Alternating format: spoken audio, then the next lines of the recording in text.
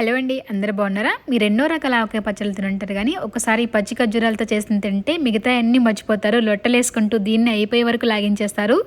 నిజంగా అంత టేస్టీగా ఉంది. ఇది ఇడ్లీ, దోస, రైస్, చపాతీ దేనిలోకైనా కూడా అద్భుతంగా ఉంటుంది. తప్పకుండా దొరికినప్పుడు అందరూ ట్రై చేయండి. చూడండి, ఈ విధంగా చక్కగా తయారైనవి కాస్త గట్టిగా ఉన్న ఖర్జూరాలు తీసుకోవాలన్నమాట. కాస్త పండినవి డ్యామేజ్లు అంటే తీసేసి ఈ విధంగా మంచిగా శుభ్రం చేసుకుని తడేము లేకుండా క్లీన్ చేసుకోవాలి. ఆ తర్వాత ఇలా సగానికి కట్ చేసుకొని మధ్యలో గింజ ఉంటుంది కదా, సేట్ తీసుకోవాలి. మీకు కావాలంటే 2 బద్దలు లేదంటే ఇలా 4 బద్దలుగా కట్ చేసుకొని ఒక 2 కప్పుల వరకు కొలుచుకొని పక్కన పెట్టుకోవాలి.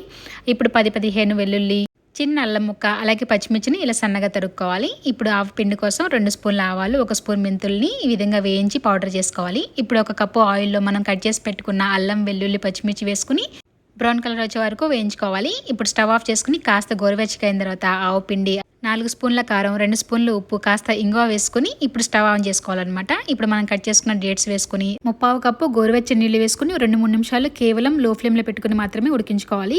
ఇప్పుడు స్టవ్ ఆఫ్ చేసి గోరువెచ్చగా అయ్యాక 1/4 కప్పు వెనిగర్ లేదా నిమ్మరసం వేసుకుని కలుపుకోవాలి. ఇప్పుడు దీన్ని 5-10 నిమిషాలు పక్కన పెట్టేద్దాం. ఇప్పుడు చూడండి, కాస్త చిక్కబడింది కదా. నాకైతే పులుపు సరిపోలేదు, అందుకే ఒక 3 నిమ్మకాయలు కూడా ఇలా రసం చేసి ఒక 30 ml వరకు జ్యూస్ వేసాను. అలాగే ఉప్పు కొంచెం అడ్జస్ట్ చేశాను అనమాట.